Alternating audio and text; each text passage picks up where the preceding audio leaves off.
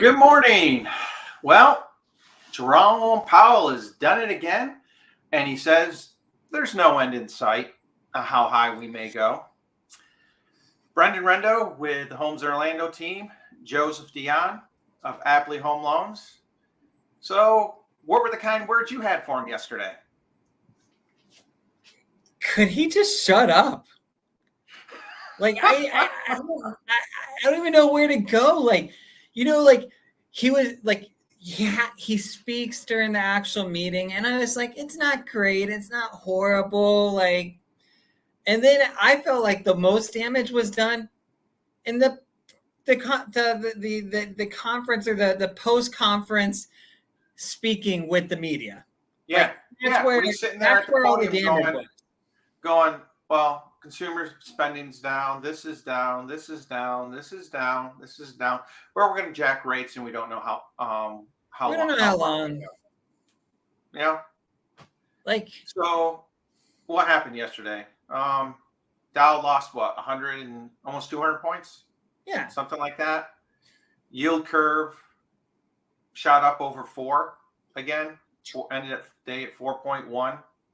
Mm-hmm. There is not going to be a soft landing. It's not going to be a soft landing.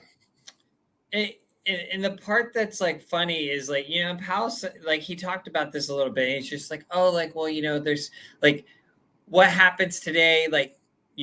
We don't know the results until it happens further down the line, right? Like the things that we're doing are lead items, right? Like just in general speaking, if policy we make today will impact tomorrow.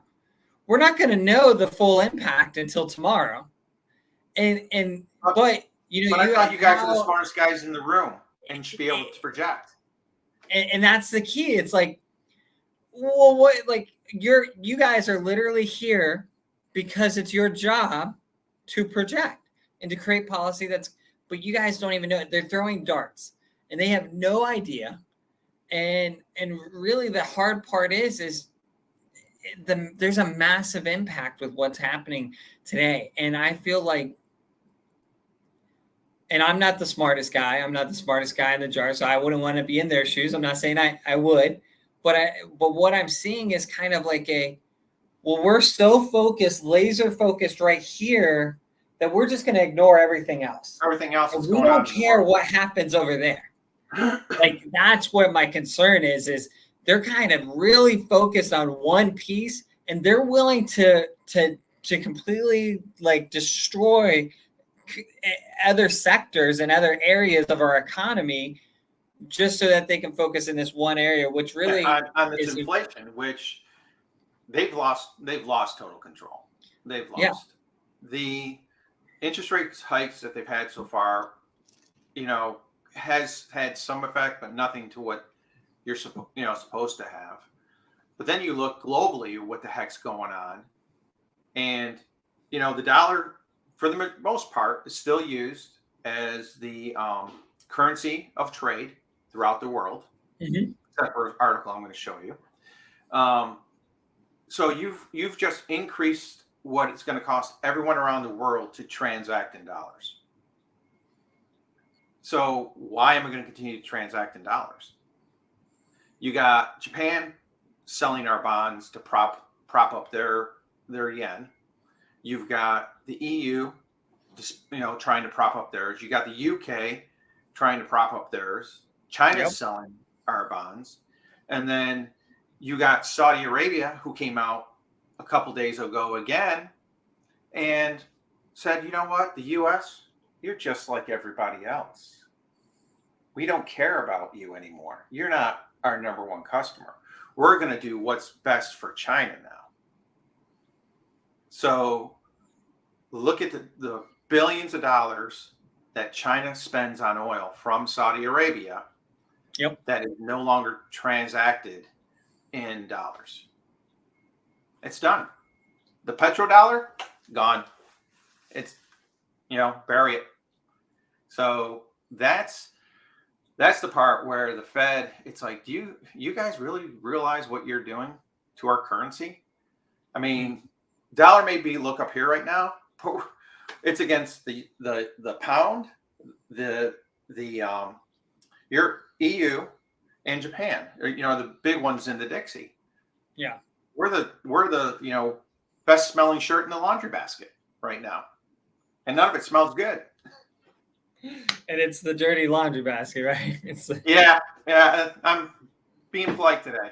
You know, and you just sit there, and you're just like,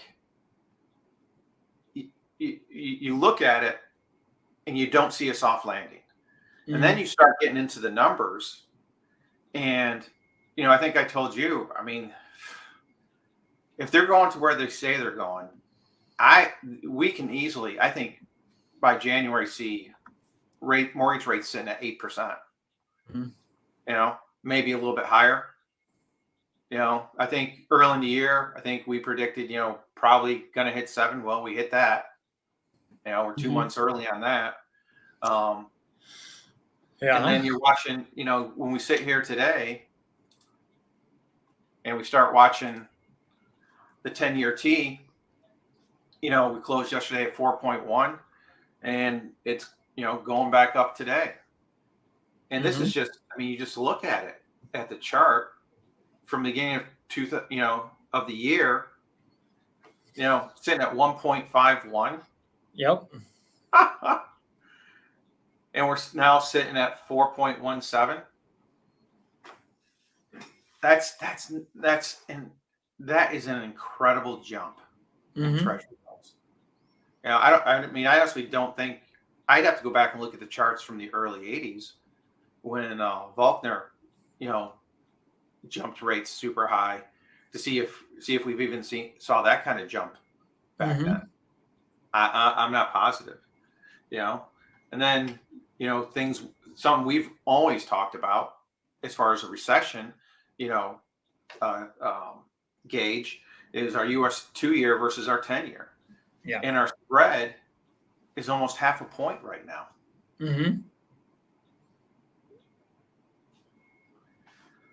So you're just looking at it, and you're just it gets frustrating, because there's, you're trying to figure out the solution, and I don't see what they're trying to do as the solution. They put all this liquidity into the system through buying mortgage-backed securities, $9 trillion worth. So the rates were at 2%. So they created all this liquidity. Now they're going to take it all out by crashing the housing market. Yeah, it's looking that way. It really looks that way. We're gonna force the I can't reiterate enough. He came out. He told you what he was going to do is, I need this housing market to cool. I need this housing market to go back to pre-pandemic levels. Yeah. Well, apparently that pre-pandemic level he was targeting it was not 2019. It was 2014, 2015. Yeah, was is the levels. It's the pricing levels. Yeah.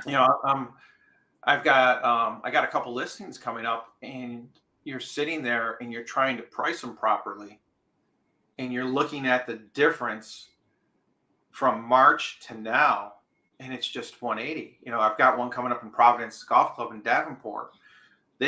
In that zip code, they had 20 listings in March, 100 plus sales. Well, flip it. They now have, in September, they had 20 sales, and now they got 125 listings. That's a 500% increase in listings. Yeah. And I took the month of September of the actives and looked at where did they start and where's the price now. And the average price decrease has been over $40,000. Sure. These are $500,000-$600,000 homes. So you're seeing, that's a 9-10% decrease, and they're still not selling. Yeah. They're still not selling. So, it's just going to be this year going forward, buying and selling. It's just the creativity we're going to have to help people meet their goals is going to be, It's going to be nuts. It's going to be, I sound frustrated, but I can also see it as a lot of fun because this is where we can be creative. This is where we got to come up with the new ideas. I know you and I mentioned the one out in Providence that I sat down and talked to the seller. I'm going to see him again today. That, hey, we're going to come right out with the 2-1 buy down. Yep. We are going to offer it right off the bat. Because we've got to differentiate ourselves from everybody else. Instead of just dropping the price $40,000. Let's do this. Because when we ran the numbers, we were looking at at that price range. I think it'll be close to $600 a month savings. Versus if you dropped it 40,000, it's going to be about $150 a month savings, somewhere in that ballpark. I don't have the exact number. So I'm gonna, as a buyer, I'm gonna gravitate this way. Definitely. Yeah. If I can do that, and I can hold tight for the 2 years, and I hope Barry Habib is right on the button. I hope, gosh, that'd be fantastic if we do end up back in the 5s in 6 months, and that's kind of what he was trending in saying. Yeah. And maybe I haven't seen his update, so maybe that changed after yesterday. So I'll see what he said, and I'll get that update to you. But it is, you look at, and you talked about what is the market doing, and where, what I feel like is happening is I feel like we're going to have a really big yo-yo scenario. We're going to see big swings now in rates.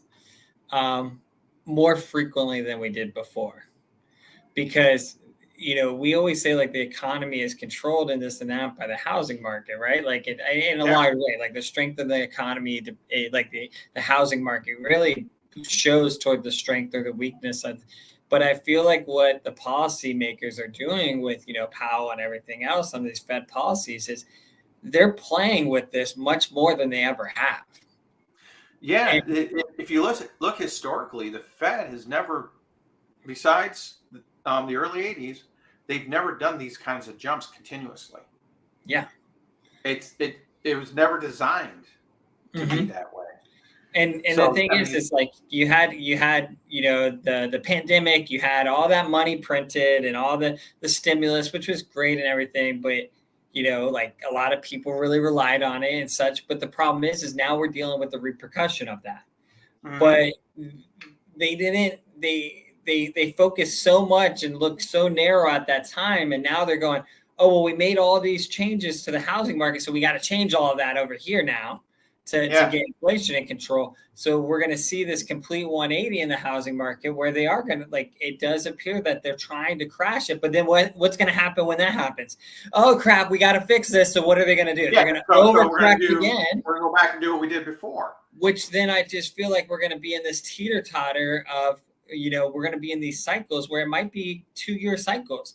Where it's, it goes really good to really bad to really good to really bad. And the problem is the moment you start seeing those cycles, right, as a consumer and as, a professional, right, we're going to see what the first couple times it'll be one thing. And then after 2 or 3 times, you're going to see that teeter start to get really big because people are going to go, crap, I know this is the window. Yep. Yep. And then they're going to stop because they know that, hey, we're on the way out. We're just going to stop. Yep. So I feel like it takes the extremes and just exaggerates them even more every single time. So I'm hoping that's not what's going to happen, but I feel like the groundwork is being laid that's something that we might see come to realization and reality in the coming months and years. Yeah. Well, it's one of those, it's just,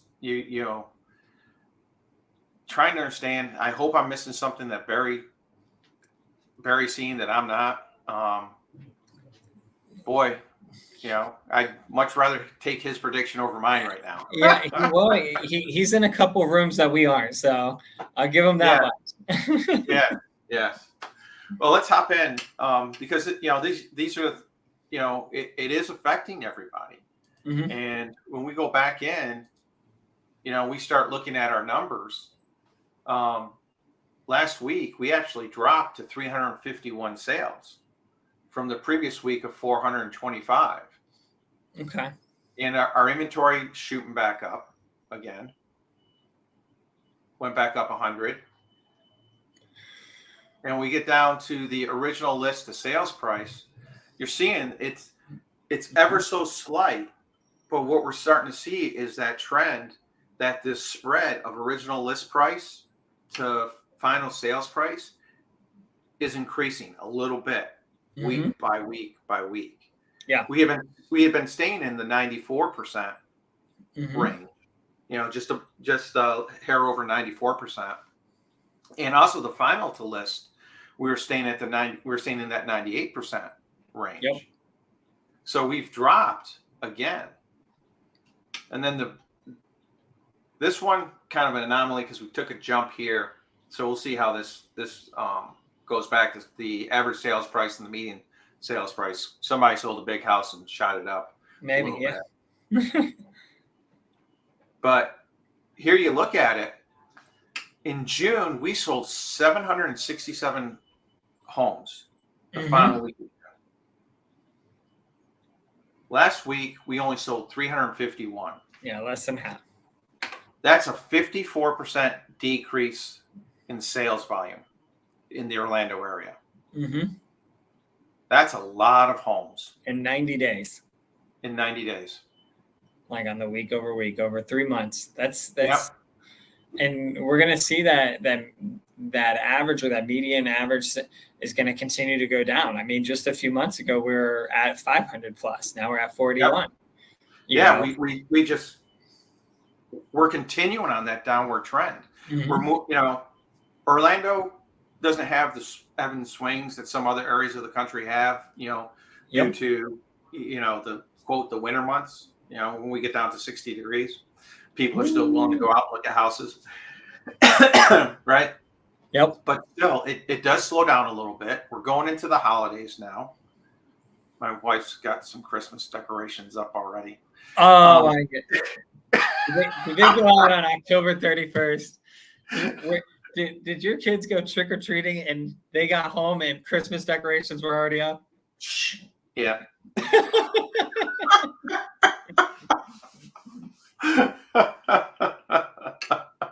Yes.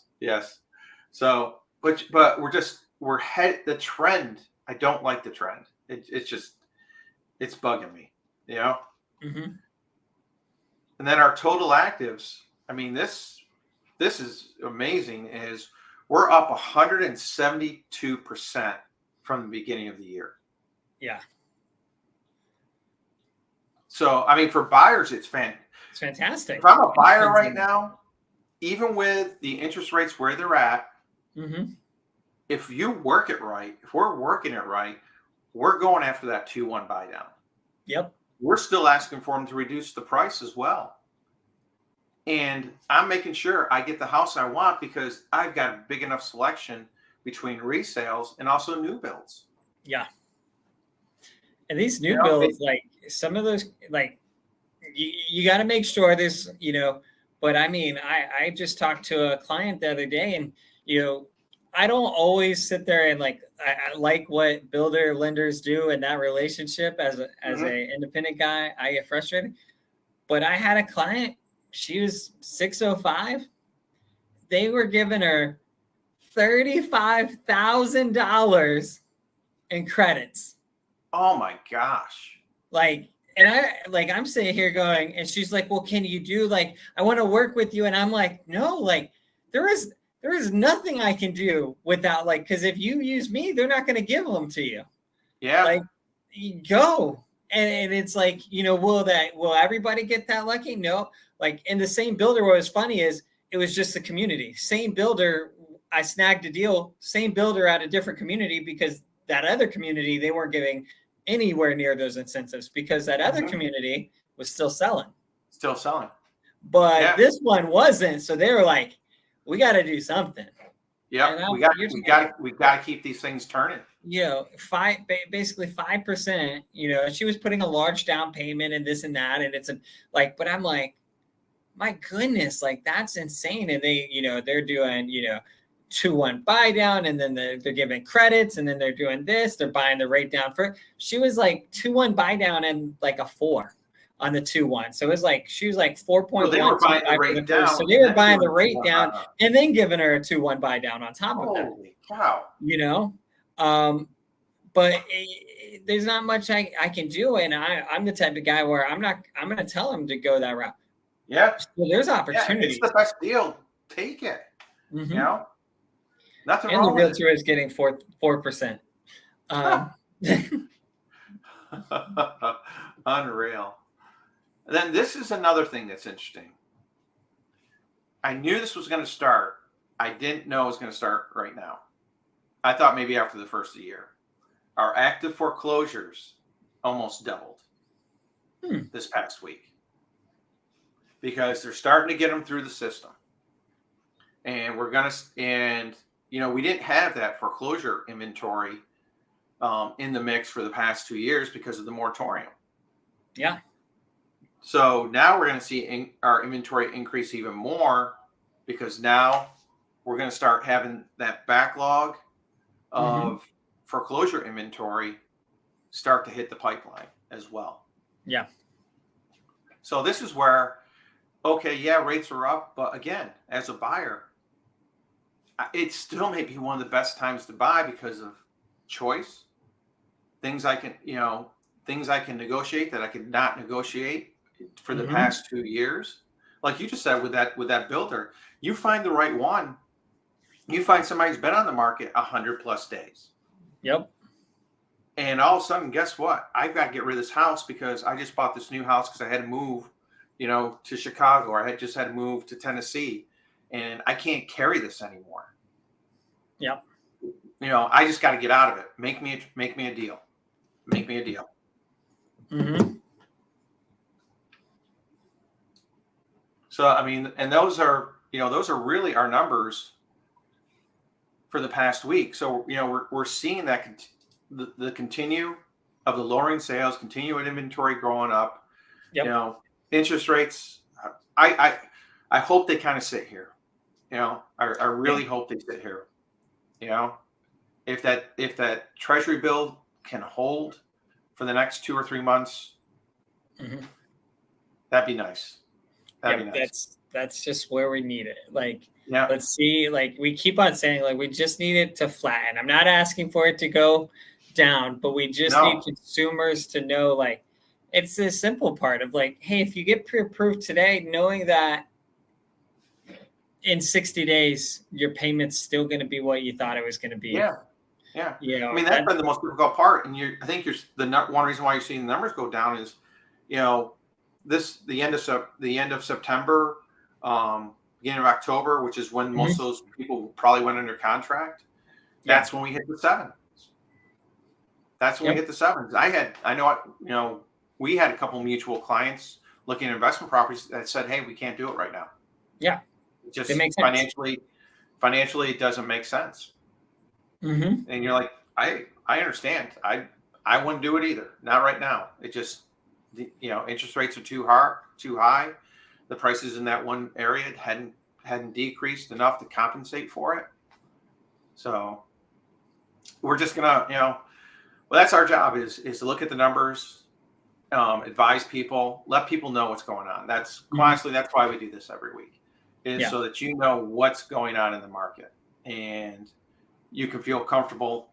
And you can always reach out to Joseph or I, to ask any questions. I hope you find that we give it to you straight up, no BS. Not good at the BS at all. No, my face isn't made for bullshit. Yeah, either's mine. You can read it, but it's too easy. We need to go back to having masks so people can't see. Yeah. So people can't see. Well, I still get the eye roll. That's my problem. Like, what do you think of what the Fed did? But anyways, thanks again for joining me, Joe. I appreciate it very much. We will see everyone next week, and we'll have the final numbers for the week of October, and we'll just see how things continue to move. There we go. Take care. Have a wonderful day.